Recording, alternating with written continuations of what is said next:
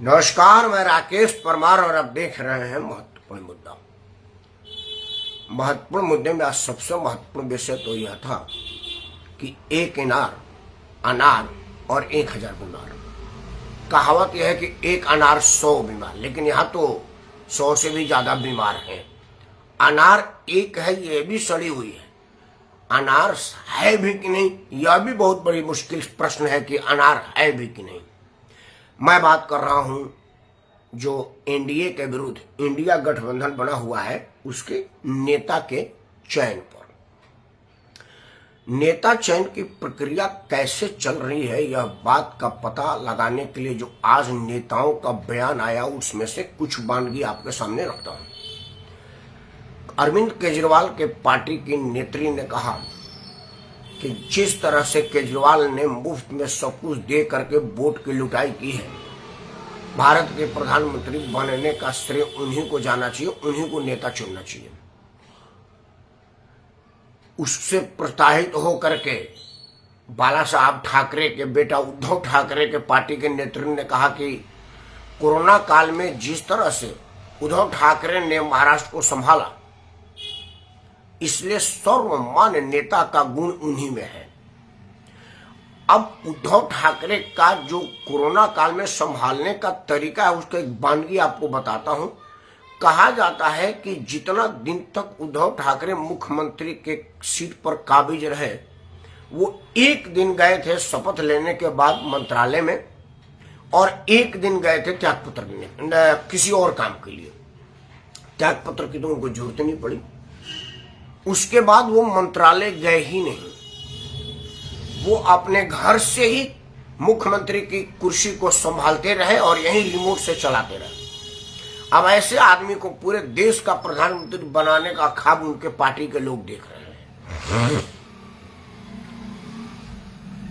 India गठबंधन का जो मुंबई में व्यवस्था देख रहे हैं कांग्रेस के विधायक, उन्होंने कहा कि मेरी तो इच्छा है कि राहुल गांधी या मल्लिकार्जुन खड़गे का नाम उनको इसलिए रखना पड़ा कि जब वो बयान दे रहे थे तो उनको याद आया कि भाई पार्टी ने खड़गे को अध्यक्ष बना रखा है, तो खड़गे का नाम रखना पड़ेगा, नहीं तो कार्यकर्ता होने के नाते लोग कहेंगे कि अध्यक्ष मल्लिकार्जुन खड़गे है और प्रधानमंत्री की चर्चा राहुल गांधी की हो रही है। इससे ही साबित हो रहा है कि कांग्रेस अध्यक्ष की क्या कदर है।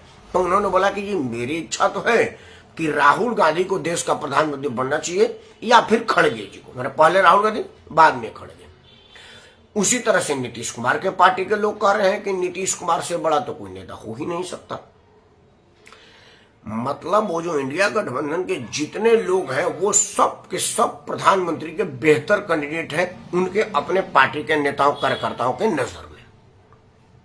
एक कांड हो गया या कारनामा कहिए, ममता बानो, मतलब जिनको आप सब ममता बनर्जी के नाम से जानते हैं, ममता बानो भी गई थी एकता का दिखावा और मजबूत करने के लिए। ममता बानो जो मुंबई गई तो बजाय वो उन नेताओं से मिलने के लिए जो वहां पर गए हुए हैं, वो अमिताभ बच्चन से मिलना पसंद की। ध्यान देने वाली बात यह है कि अमिताभ बच्चन की पत्नी जया भादुड़ी, जो बाद में जया बच्चन हो गई शादी के बाद, वो भारतीय संस्कृति है, वो कोई चिंता का बात नहीं है। तो जया बच्चन समाजवादी पार्टी के तरफ से राज्यसभा सांसद है पिछले कई टेन्योर से। अमिताभ बच्चन कांग्रेस पार्टी से इलाहाबाद के सांसद थे। राजनीति सोच अमिताभ बच्चन का परता पार्टी का है, मतलब जो केंद्र में सत्ता में होगा अमिताभ बच्चन उसके करीबी होते हैं। कांग्रेस थी तो वो कांग्रेस के करीबी थे। अब नरेंद्र मोदी के साथ पतंग उड़ाता हुआ सीन आप लोगों ने देखा ही है उनका। मतलब अमिताभ बच्चन को केंद्र सरकार के करीब रहने का आदत है या मजबूरी है, यह सब अलग विषय है। बट सच्चाई यह है कि अमिताभ बच्चन मोदी के करीबी हैं, कांग्रेस के करीबी थे, कांग्रेस के सांसद थे। मतलब ममता बनर्जी से कोई लेना देना नहीं है, सिवाय यह कि अमिताभ बच्चन को जब टैक्सी चलाने की नौबत आई थी और कंपनी में नौकरी कलकत्ता में मिला था, तभी वो कलकत्ता गए थे। उस वक्त ममता बनर्जी का जन्म हुआ था कि नहीं हुआ था मैं गारंटी नहीं ले सकता, क्योंकि ममता बनर्जी का एग्जैक्ट आए और अमिताभ बच्चन को वहां जाने में ममता बनर्जी छोटी होंगी, पावे पावे घुमा करती होंगी। उसी वक्त ममता बनर्जी के पश्चिम बंगाल में अमिताभ बच्चन गए थे। वही नाता है या कोई और नाता है ये मैं नहीं कह सकता। अमिताभ बच्चन के घर जाने के बाद ममता बानो ने अमिताभ बच्चन को भारत रत्न की मांग कर दी। यह क्यों किया, यह बात बाद में स्पष्ट होगा। अखिलेश यादव के पार्टी के लोग कह रहे हैं कि अखिलेश जी को प्रधानमंत्री बनाई, उनमें सब गुण है। और अखिलेश यादव के गुणों की चर्चा किया जाए तो उनको तो फिर संयुक्त राष्ट्र में जाना चाहिए था। जिस गुण की चर्चा उनके लोग करते हैं वो उत्तर प्रदेश में काहे नहीं भाई। खैर, आज का विषय यह नहीं था क्योंकि यह मुद्दा ही नहीं है। मुद्दा इसलिए नहीं है कि जिस तरह के विपक्ष का बिहेवियर है विपक्षी एकता को कायम रखने का, उससे लगता है कि 2024 में कोई कंटेस्ट ही नहीं होने वाला है, मामला अनकंटेस्टेड निकल जाने का है। और मोदी है तो मुमकिन है कि इन लोगों में कोई मुकाबला ही ना हो। ममता बानो और लोगों की छटपटाहट के बीच मायावती ने आज अपना रुख स्पष्ट कर दिया। उन्होंने बताया कि भाई कांग्रेस या उनके गठबंधन में जाने से कोई फायदा नहीं है, क्योंकि अखिलेश यादव के यहाँ जाके उन्होंने अपना परिणाम देख लिया। कांग्रेस के साथ उत्तर प्रदेश में कोई हाथ मिला रहा है तो खुद का नुकसान उठा रहा है। वो उन्होंने पिछले बार अखिलेश और राहुल के गठबंधन का परिणाम देख करके महसूस ही कर लिया होगा। तो उन्होंने कहा कि भाई एकला चलेंगे, जो कुछ वोट मिलेगा, अगर कुछ ज्यादा मिल गया तो बार्गेन होगा, कुछ कम मिलेगा तब भी बार्गेन होगा। इनडायरेक्ट डायरेक्ट किसका फायदा हो रहा है आप समझ ही रहे हैं। तो उन्होंने अपना लाइन क्लियर कर दिया। अब स्थिति है कि एकला चलो या एकता चलो क्या होगा। इंडिया गठबंधन आज ही बात स्पष्ट हो गई। एक होने से पहले ही उसमें एकता की जरूरत महसूस होने लगी। अलग अलग नेता अलग अलग बयान। शरद पवार के बाद फारूक अब्दुल्ला ही उसमें सबसे सीनियर नेता थे। फारूक अब्दुल्ला से जब पत्रकारों ने पूछा कि आप आए हैं, इसका नेता कौन होगा, बोला नाम मत पूछिए, नाम की अभी आवश्यकता नहीं है, नाम तो जब बैठेंगे तब तय करेंगे। मतलब इससे यह साबित हो रहा है कि एक नाम पर एक राय बनने की कोई दूर दूर और बहुत दूर तक उम्मीद गुंजाइश दिखती नहीं है। तो जब दूल्हा ही नहीं होगा तो बारात किसके नेतृत्व में जाएगा, यह तो कंफ्यूजन मतदाताओं के सामने रहेगी। क्योंकि जब मतदाताओं के पास एक स्पष्ट तस्वीर है कि अगर मैं एनडीए मतलब भाजपा गठबंधन को वोट दूंगा तो नरेंद्र मोदी प्रधानमंत्री के रूप में अगला कार्यकाल कंटिन्यू करेंगे। जिनके जमाने में चांद पर पहुंच करके खोज करने का कार्यक्रम हमारे वैज्ञानिकों ने किया है और जीवन की उम्मीद जगी है चांद के दक्षिण ध्रुव पर, क्योंकि जीवन में इस्तेमाल होने वाले सारे खनिज तत्व वहां मिलने के गुंजाइश से रोवर ने ऐसा रिपोर्ट दिया है। दुनिया भर में जो नरेंद्र मोदी की लोकप्रियता है और काम करने का तरीका है, वह कुछ लोगों को बुरा लगेगा, कुछ लोगों को भला लगेगा, वो एक अलग मैटर है।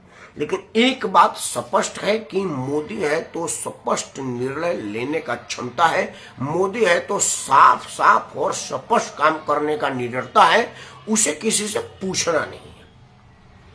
आप उनको डिक्टेटर कह सकते हैं, तानाशाह कह सकते हैं, लोकतंत्र को कमजोर करने वाला लोकशाह कह सकते हैं, वो सब कहें। मैं भी कहता हूं नरेंद्र मोदी में लोकतांत्रिक तरीका कम है, अपने लोगों से पूछने की क्षमता उनमें नहीं है, क्योंकि वो पूछते ही नहीं।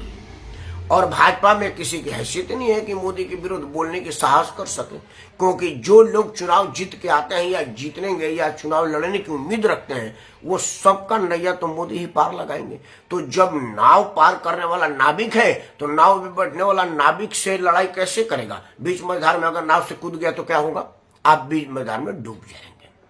तो मोदी है तो क्लियर है, आप उसको तनाशाह कहिए, लेकिन वही नेता है, यह स्पष्ट है। और दूसरा, जो एनडीए के विरुद्ध में मतदान देंगे, जो इंडिया गठबंधन के साथ देंगे, वो यह कंफ्यूजन में तो रहेंगे कि भाई जो मैं वोट दे रहा हूं तो प्रधानमंत्री कौन बनेगा, ममता बानो बनेंगे या वो नश्वर कुमार बनेंगे, जिन्हें सब आप सुशासन बाबू के नाम से जानते हैं, उन्होंने अपने आप से कहलवाया है, या कौन बनेगा, वो मोहब्बत का दुकान खोलने वाला दुकानदार बनेगा, कौन बनेगा। खैर, मामला आज ये नहीं है। मुंबई में कल क्या होगा, कैसी तस्वीर बनेगी, तो हो सकता है कल इस पर बात किया जाए। आज बात जो सवेरे से बवाल चल रहा है उस पर चर्चा करते हैं।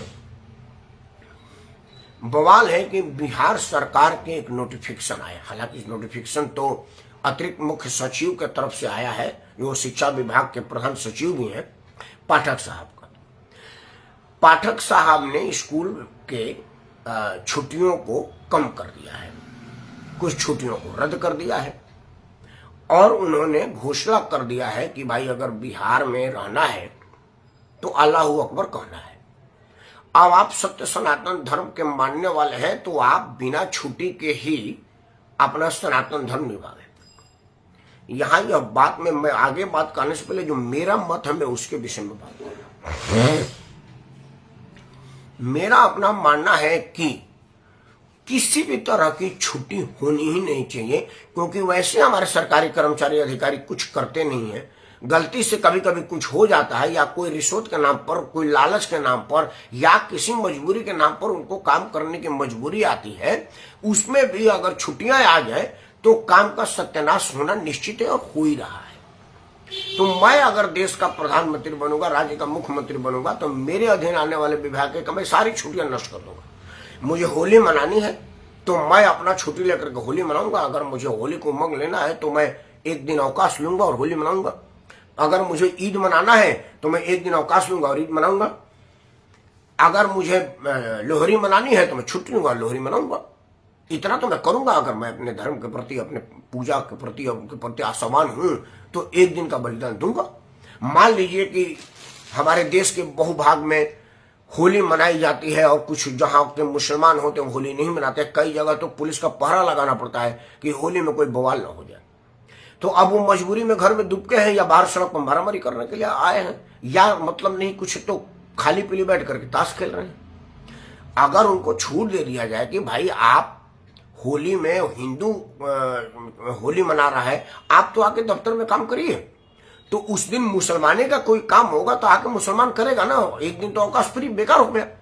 उसी तरह से ईद में बहुसंख्यक हिंदू चुपचाप घर में बैठा है। कई जगह उसको रोका जाता है, भाई ईद की तरफ मत चले ना, कहीं बवाल ना हो जाए। हमारे देश में आजकल वातावरण ऐसी करी दी गई है। कहाँ हिंदू मुस्लिम मिलकर के त्योहार मना रहा है, या कोई मनाने नहीं दे रहा है। राजनीतिक वर्ग तो चाहता नहीं कि हिंदू मुसलमान एक हो जाए, क्योंकि एक हो जाएंगे तो उनका दुकान कैसे चलेगा। तो उस दिन अगर मान लीजिए कि ईद के दिन मुसलमान छुट्टी मना रहा है तो हिंदी लोग अपना करके काम करें और वो काम करके देखें। हाँ जी, नारायण प्रतियोगिता जी नमस्कार। काम करें, जो किसी हिंदू वाले लोगों को ही होगा तो वहां अपना काम करवाएंगे, छुट्टी क्यों। तो मेरा अपना मानना है कि सारी छुट्टियां रद्द कर दी जाए। जिनको छुट्टी मनानी होगी वो छुट्टी ले और अपना त्योहार मनाए। पहली बात मेरा अपना मानना है। अब आते हैं बिहार सरकार नशोर कुमार के नेतृत्व में चलने वाले सरकार के छुट्टी पर हुए हिंदुओं के हितों पर कुठारघात पर। नशोर कुमार के अधिकारी के पाठक साहब ने छुट्टियों के मामले में हिंदुओं के छुट्टियों को रद्द कर दिया। जो छुट्टी हमारे दिवाली से लेकर के छठ तक 6 दिन का त्योहार होता है, मतलब दिवाली के दिन अगर दिन गोवर्धन के दिन भाई दूज के बाद छठ का नहाए खाए से लेकर के छठ का कार्यक्रम पूरा हो जाता है। मतलब दिवाली से लेकर के छठ तक 6 दिन त्योहार ही रहता है। जो बिहारी है वो जानते हैं, मैं बिहारी नहीं हूँ लेकिन बिहारी कल्चर है मेरा, मैं बिहार के बॉर्डर का रहने वाला हूँ। मैं जानता हूँ कि दिवाली से लेकर के छठ के अगले दिन तक, मतलब दूसरे अर्घ के दिन तक कितना व्यस्तता रहती है। तो पहले वो छुट्टियां हुआ करती थी। अब नशोर कुमार ने नेता विपक्ष बनने की जल्दीबाजी में, ताकि वो मुस्लिम तुष्टीकरण में ममता बानो को फेल कर दें और बाकी लोगों से आगे दिखाएं, उन्होंने सरकारी नोटिफिकेशन से गजट पास कर दिया कि भाई जितने हिंदू त्योहार हैं उन दिनों की छुट्टियां या तुम खत्म कर रहे हैं या कम कर रहे हैं, ताकि मुसलमानों को ये मैसेज आ सके कि तुम्हारा खासम खास बनने में मेरे मुकाबले में कोई नहीं है। ममता बनर्जी तो सिर्फ दिखावा करती है, मैं तो अध्यादेश बना के पास कर दिया। और उन्होंने हिंदू की छुट्टियों को रद्द कर दिया। अब जब ये बवाल मचा, भारतीय जनता पार्टी ने दिखावे का विरोध किया ताकि वो इस मामले में पीछे ना रह जाए, तो आधिकारिक प्रवक्ता ललन सिंह आए, जो पार्टी के अध्यक्ष भी हैं। जनता दल यूनाइटेड नशोर कुमार के पार्टी के अध्यक्ष ललन सिंह आए और ललन सिंह ने आकर के कहा कि ये भाजपा वाले सिर्फ लड़ाई लड़वाते हैं, छुट्टियां रद्द नहीं की गई हैं, कम की गई, और जिनकी ज्यादा छुट्टी होगी उन्हीं की तो कम होगी। मुसलमान बेचारों का तो छुट्टियां बड़ा कम है।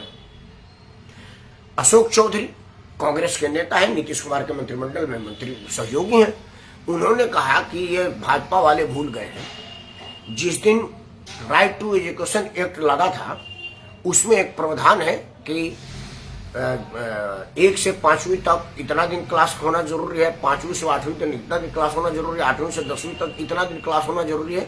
तो अगर इतना दिन क्लास रहेगा तो छुट्टियां कम की जाएगी, तभी तो होगा, क्योंकि छुट्टी में तो सारे मास्टर घर बैठा करते थे। तो क्लास पूरा कैसे होगा? तो उसी को पूरा करने के लिए हमको छुट्टियां कम करना पड़ा। उनके बात में दम है,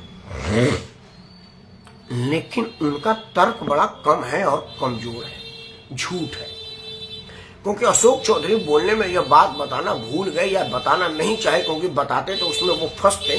क्योंकि आप जितना ज्यादा बोलेंगे उतना झूठ बोल जाने का, कुछ ना बोलने वाला बात बोल जाने का खतरा रहता है। और यहाँ लोग अनपढ़ तो है नहीं। शिक्षा नीति, जो नया वाला शिक्षा नीति है, उसके विषय में ज्ञान रखते हैं। उन्होंने तो यह भी कहा है शिक्षा नीति में कि अध्यापकों को अनाप शनाप कामों में ना लगाया जाए। नीतीश कुमार को यह भी तो बताना पड़ेगा कि भाई शिक्षा नीति के बात को मान करके तुमने छुट्टियां हिंदू वाला काम कर दिया, लेकिन उनको दारू सूंघने का काम में क्यों लगाया? उनको बोरा बेचने के काम में क्यों लगाया? उनको कबाड़ा बेचने के काम में क्यों लगाया? उनको जनगणना करने में क्यों लगाया? उनको घर घर सर्वे करने में क्यों लगाया? उनको नीतीश कुमार का कहीं मतदान में कम हो रहा है या नीतीश कुमार का गुणगान हो रहा है, इस काम में क्यों लगाया? यह सब बात भी तो आपको बतानी पड़ेगी, क्योंकि यह भी तो नया शिक्षा नीति में बताया गया है कि अध्यापकों का काम अध्यापन के अलावा और किसी काम में न लिया जाए। तो दारू सूंघने के काम में लगा देंगे तो मास्टरों के पास काम ही कहाँ है? वो बेचारे कहाँ पढ़ाएंगे? वो पढ़ाएंगे कि स्कूल का बोरा बेचेंगे, वो पढ़ाएंगे कि फर्नीचर बेचेंगे, वो पढ़ाएंगे कि दारूबाजों का मुंह सूंघते चलेंगे, वो पढ़ाएंगे कि दुकान में दारू का सूचना कहाँ है ये बताएंगे, वो पढ़ाएंगे कि दारूबाजी का इलाके में छड़ी लेकर के डंडा लेकर के सड़क पर दारूबाजी को रोकथाम करेंगे। वो करेंगे क्या क्या बेचारे? इन कामों के लिए तो शिक्षा नीति में मनाही है, तो उसको क्यों नहीं किया? और अगर आपको छुट्टी कम ही करना था शिक्षा नीति के लिए, तो बहुत सारे तो ऐसे त्योहार हैं जो वहां बिहार में तो है ही नहीं। कुछ मैं नाम रखूंगा तो लोग मुझको सांप्रदायिक कहेंगे। कुछ ऐसे धार्मिक छुट्टियां हैं बिहार में जिन धर्म में मानने वालों पर है ही नहीं, तो वह क्यों किया गया? असल में मित्रों, आनंद फान में नीतीश कुमार को, जिनको मैं नश्वर कुमार कह रहा हूं, नश्वर कुमार मतलब नीतीश कुमार, वो राजनीति के नश्वर व्यक्ति हैं, राजनीति पर धोखा है। हमेशा व्यवस्था के मजबूरी के अंतर्गत मुख्यमंत्री बना दिए जाते हैं और वो मुख्यमंत्री का मजा ले रहे हैं। अपने नाम पर 10% वोट भी लेने की हैसियत सलाहियत नहीं है नीतीश कुमार के पास, इसीलिए मैं उनको नश्वर कुमार कह रहा हूं। नश्वर कुमार को क्या हो रहा है कि एनडीए के साथ अब वो है नहीं, और एनडीए के साथ आने के दूर दूर और बहुत दूर तक गुंजाइश है नहीं।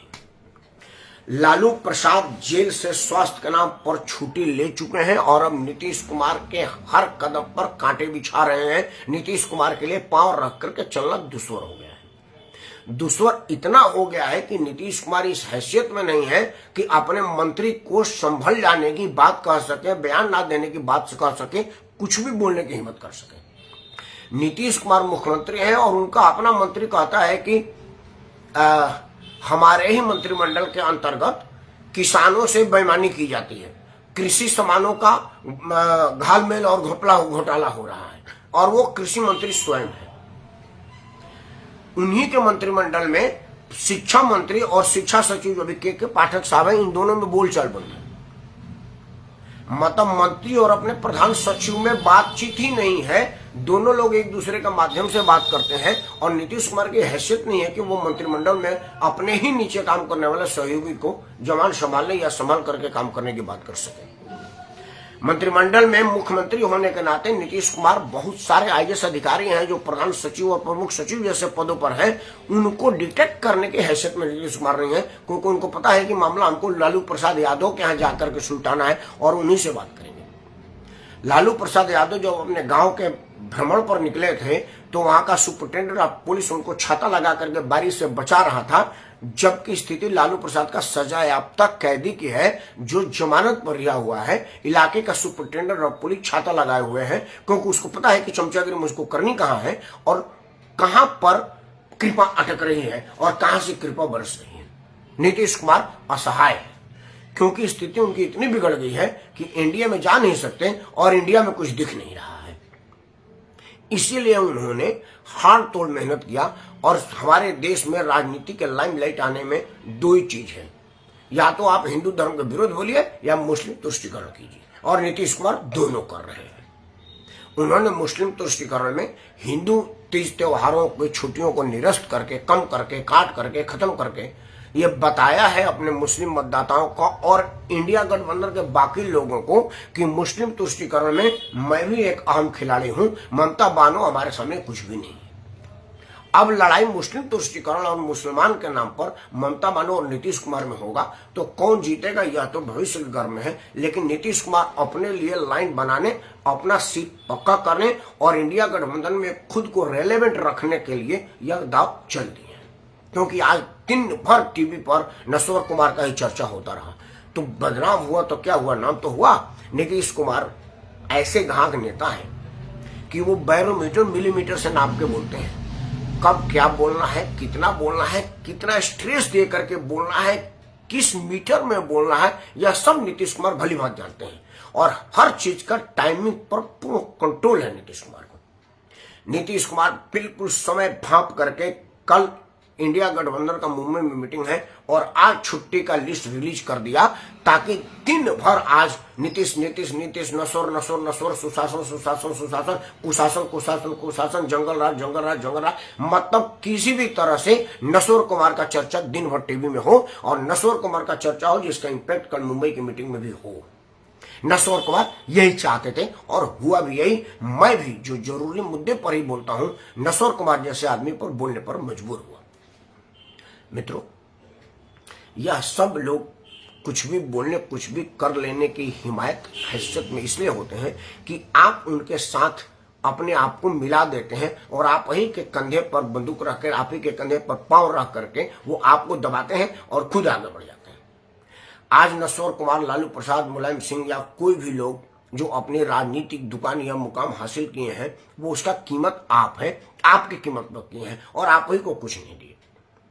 आज जब नश्वर कुमार यह करने की हिम्मत किए तो आपके बल पर किए, और मुझे उम्मीद है कि जब चुनाव में आप जाएंगे तो जाति के नाम पर, धर्म के नाम पर, क्षेत्र के नाम पर, समय के नाम पर, संप्रदाय के नाम पर, एंटी मोदी के नाम पर आप नश्वर कुमार उनके गठबंधन को ही वोट देंगे, और जितना वोट आप उनको देंगे उतना उनका मनोबल बढ़ेगा और अगली बार आपके हितों पर कुठारघात और ज्यादा तेजी से करेंगे। तो अगर आप चाहते हैं कि भारत का राजनीतिक दल आपके हितों की चिंता करे, आपके मुद्दे को सामने रखे, प्रमुखता दे, तो आप अपना रेलेवेंट बनाए रखिए, अपना भाव बढ़ाए रखिए। और यह तभी संभव होगा जब आप मतदान करने जाएंगे तो इन लोगों के विरोध में मतदान देंगे। अब हो सकता है कि बहुत लोग ऐसे हैं जो नीतीश कुमार से नाराज तो हैं लेकिन मोदी को वोट देना ही नहीं चाहते, या बहुत ऐसे लोग हैं जो मोदी से नाराज तो हैं लेकिन वो बाकी किसी को वोट देना ही नहीं चाहते। तो अब आपके पास मौका है नोटा का।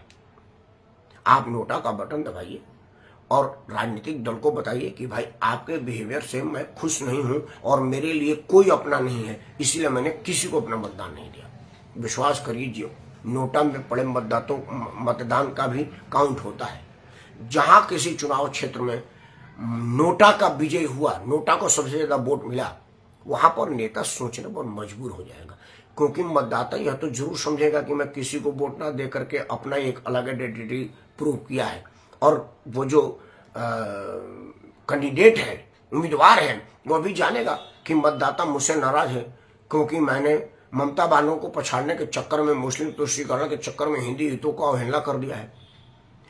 जातीय जनगणना के नाम पर हमने लोगों को आपस में जात में बांट दिया है। यह सब देखेंगे तो वो आपके हितों की विचार करना शुरू करेंगे, आपके हितों की रक्षा करने के विषय में सोचना शुरू करेंगे। अगर आप चाहते हैं कि ऐसा हो तो मतदान के टाइम में जरूर याद रखिएगा, और तब मतदान के दिन तक आप अपने अपने स्तर पर विरोध कीजिए। जैसे मैं फेसबुक पर आकर विरोध कर रहा हूँ, इसको मैं यूट्यूब पर डाल करके लोगों को सर्कुलेट करूंगा। आप भी इसी तरह का सर्कुलेशन बनाए रखिए, जहां मौका मिले वहां विरोध के स्वर जगाए रखिए। नेता है आपके सामने, पब्लिक मीटिंग मिले तो उसके मुंह पर यह बात कहिए, और जितना लोग उससे कहेंगे उतना ज्यादा आपका इम्पैक्ट बढ़ेगा और प्रभाव पड़ेगा।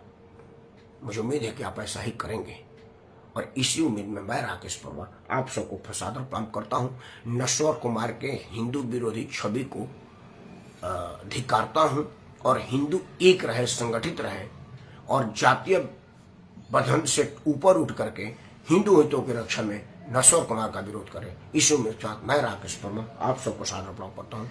जय हिंद, वंदे मातरम, भारत माता की जय।